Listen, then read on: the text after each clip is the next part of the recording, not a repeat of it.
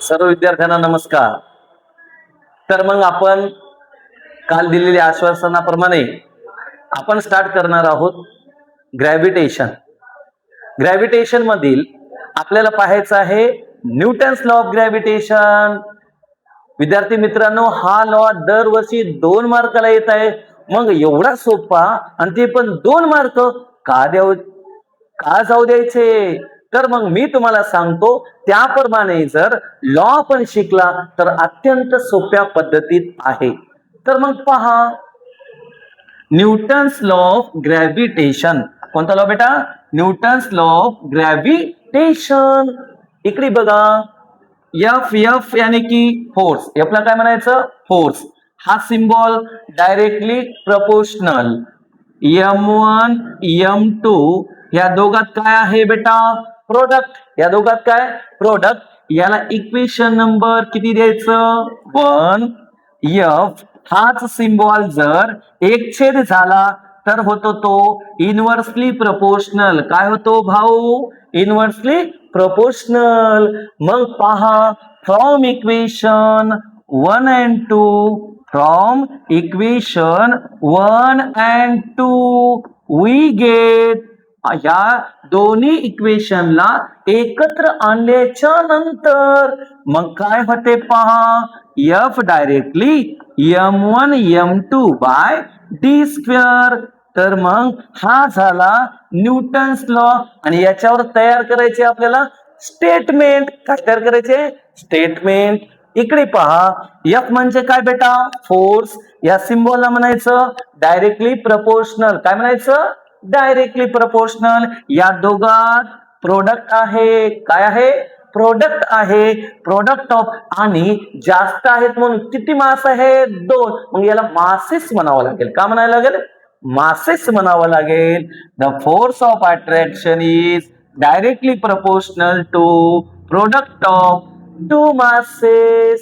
And हे जर symbol एकछेद झाला तर त्याला म्हणायचं काय? म्हणायचं इनव्हर्सली प्रपोर्शनल म्हणायचं. मग force is inversely proportional to square आहे. स्क्वेअर आहे. कोणाचा स्क्वेअर आहे? डी चा. डी म्हणजे कोण? डिस्टन्स. डी म्हणजे कोण? डिस्टन्स. डिस्टन्सचा काय? Square. The force of attraction is, इकडे बघ भाऊ, हे सगळं खटाटोप तुमच्यासाठी चालू आहे. तुम्ही कुठे पाहतात?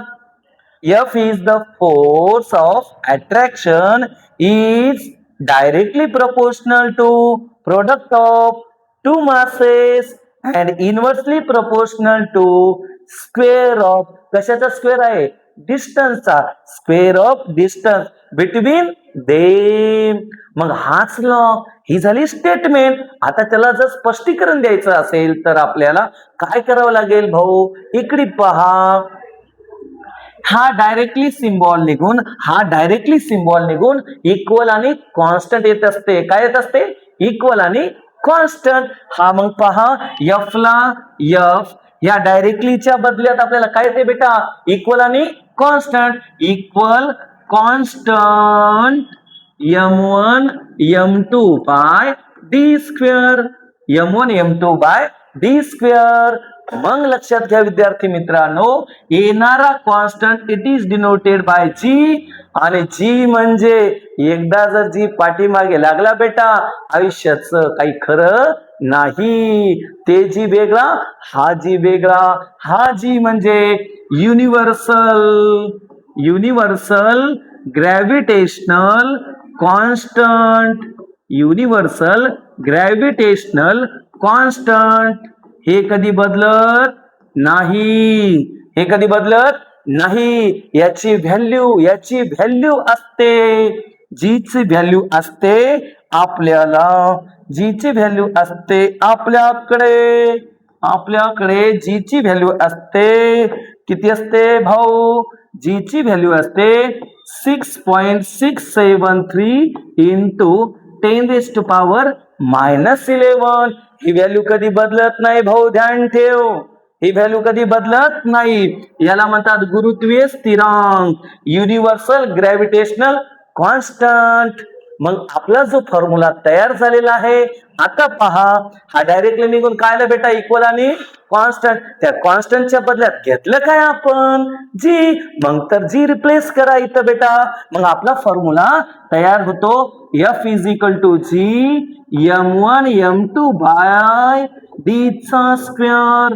तयार झाला ना भाऊ, बघा F is equal to G M1 M2 by D square तयार झाला फॉर्म्युला.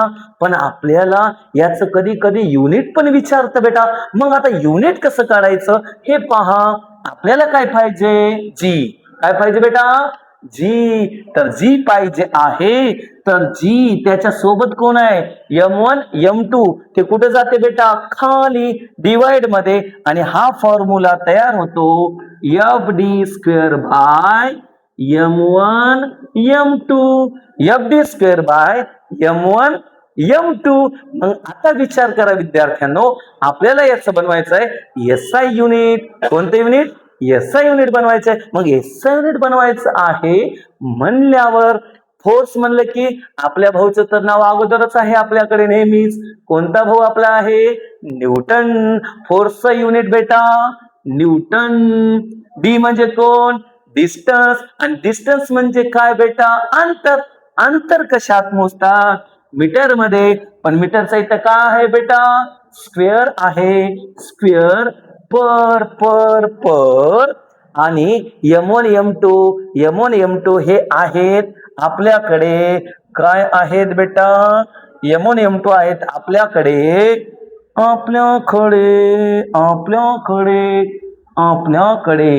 M1 M2 आहेत आपल्याकडे मास. काय आहेत, मास. मग M1 M2 कशात मोजतात, किलोग्रॅम मध्ये. किलोग्रॅमचं काय बेटा, स्क्वेअर. काय आहे, स्क्वेअर. मग याचं युनिट तयार होते आपल्याकडे न्यूटन मीटर स्क्वेअर पर केजी स्क्वेअर. हा आहे त्याचं एसआय युनिट. एकदम सिस्टमॅटिक. पण लॉ काय तो स्टेटमेंट सांगायचं, फॉर्म्युला लिहायचं. फक्त आपल्याला एवढं माहिती असायला हवं. तो कसा आहे पहा इकडे. F is the force. Clear. याला म्हणायचं डायरेक्टली प्रोपोर्शनल. दोघात आहे प्रोडक्ट. प्रोडक्ट कशा कशामध्ये, मास मध्ये अनेक आहेत म्हणून मासेस. हाच सिम्बॉल जर एकछेद झाला तर त्याला म्हणायचं inversely proportional. F force is inversely proportional to square of distance. From equation 1 and 2, F directly M1 M2 आणि F inversely D square. D म्हणजे डिस्टन्स. कशाला काय म्हणतात हे पण तेवढंच महत्वाचं आहे. कशाला काय म्हणतात, F is the force, D is the distance, M1 M2 मास. दोन मासेस मध्ये प्रोडक्ट आहे. D म्हणजे डिस्टन्स. डिस्टन्सचा काय बेटा, square. Okay. The force of attraction is directly proportional to product of two masses and inversely proportional to, हे पहा inversely proportional to square of distance between them. हा झाला तुमचा न्यूटन्स लॉ. काय झालं बेटा, न्यूटन्स लॉ ऑफ ग्रॅव्हिटेशन. आता Newton's law of gravitation जसा नेहमी पेपर मध्ये येतो तसाच अजून एक क्वेश्चन आहे याच टॉपिक मध्ये. ग्रॅव्हिटेशन मध्ये मास आणि वेट. काय बेटा, मास आणि वेट. आणि VVIMP क्वेश्चन मध्ये बऱ्याच परीक्षेमध्ये विचारण्यात आलेला आहे मास आणि वेट या दोघात डिफरन्स बिटवीन. तर मग पहा किती सोपं आणि किती इझी गोइंग आहे मास आणि वेट या दोघातील डिफरन्स बिटवीन. तर मग पाहू, चला पाहूया ना. आहे ना, इकडे पहा मास आणि वेट. इकडे पहा मास आणि काय बेटा, वेट. किती इझी गोइंग आहे पहा. डिफरन्स बिटवीन तयार करायचा आहे आपल्याला अगदी सोप्या पद्धतीत. डिफरन्स बिटवीन म्हणला की भावड्या मस्त पैने आपल्याला काय करावं लागेल, डब्बा तयार करावा लागेल असाच सिस्टमॅटिक पद्धतीत. आता आमच्या इकडले पोरं एवढे हुशार आहेत सर. काय, मासचं पहिलं अक्षर M येते, वेटचं पहिलं अक्षर W येते. मग याला मी डिफरन्स बिटवीन मध्ये लिहू शकतो का, का नाही भावड्या, तू लिहू शकतोस डिफरन्स बिटवीन मध्ये. ओके. इकडे पहा डिफरन्स बिटवीन मध्ये काय लिहिता येते आपल्याला. याला म्हणायचं मासचं पहिलं अक्षर काय आहे बेटा, यम. मग इथे लिहायचं it is denoted bye. It is denoted bye काय बेटा यम. आणि वेटचं पहिलं अक्षर डब्ल्यू. बघा किती सोपं आहे. It is denoted bye. Denoted म्हणजे दर्शवणे. डिनोटेड बाय पहिलं अक्षर काय आहे बेटा डब्ल्यू. पहिलं अक्षर काय आहे डब्ल्यू. मग it is denoted by W. दुसरा डिफरन्स असं पॉइंट टाकायचं भाऊ. 2 नंबर इकडे बघ. मास कधीच बदलत नाही. एखादी विद्यार्थी असतो त्याला कोणताही क्लास लावा, ऑनलाईन लावा, ऑफलाईन लावा, तो कधी बदलत नाही. जसं की मास. मास कधी बदलत नाही. आणि वेट जागा बदललं की वेट बदलते. काय बदलते जागा बदललं की वेट बदलते. मग बघा mass can mass can never be change. never be change. Mass कधी बदलत नाही. विद्यार्थी मित्रांनो मास बदलते का नाही. आमच्या बाळ्यासारखं आमचा एक बाळ्या आहे ते कधीच बदलणार. तसं mass can never be change. Weight it's change place to place. It's change place to place. Place to place जागोजागी गेल्याच्या नंतर वेट बदलत असतं. It's change place to place. Mass can never be change. Difference between मध्ये आपल्याला point लिहायचे असतात hardly 2च. मग सोपे कोणते पण घ्या तुम्ही. 2 कोणते पण घेऊ शकता बेटा. हे घ्या किंवा अजून देतो समोर 2 ते घ्या. पण डिफरन्स बिटवीन मध्ये कोणते 2 लक्षात ठेवायचं आहे. ओके. आता हे मास याला डायरेक्शन असते का बेटा नाही. फक्त काय असतं याच्यात मॅग्निट्यूड असतं.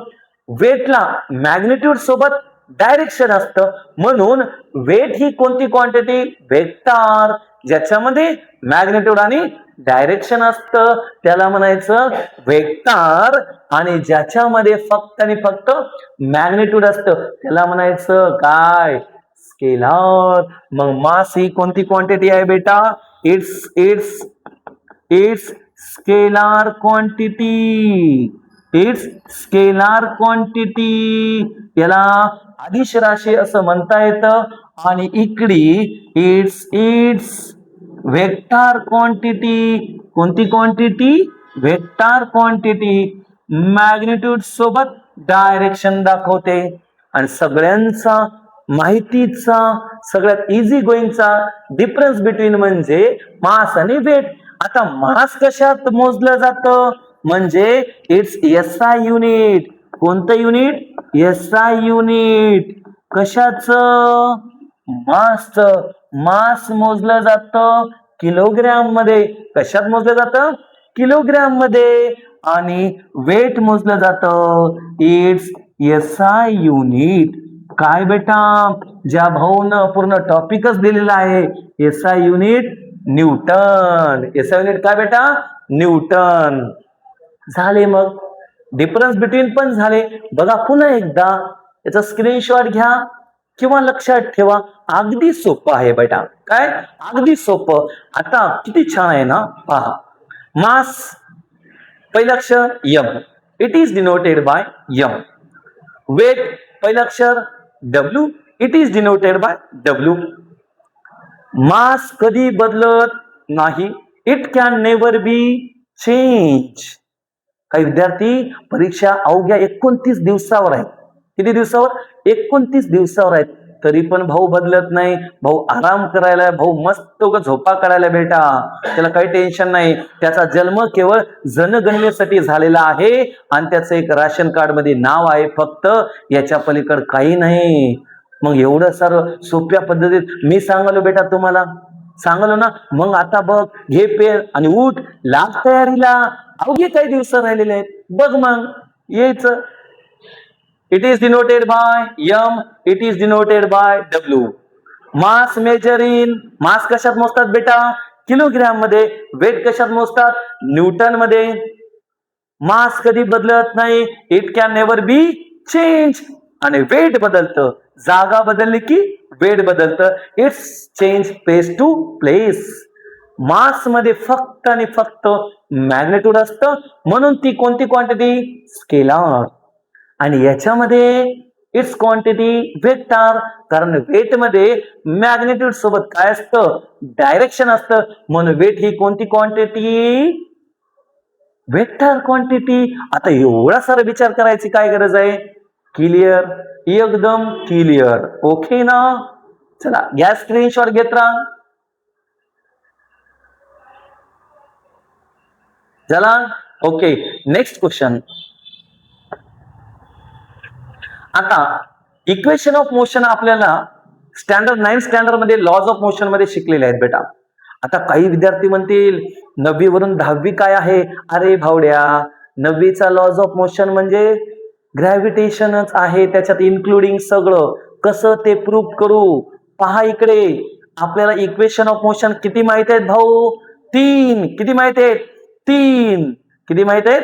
3 इक्वेशन ऑफ मोशन, गतीचे समीकरण किती माहित आहेत? 3. मग हे 3 माहित आहे तर लिहून टाक. 3 माहित आहे ना तुला? मग सांग बरं बेटा. खट खट खट असे आले पाहिजे. पहिला आहे इकडे बघ.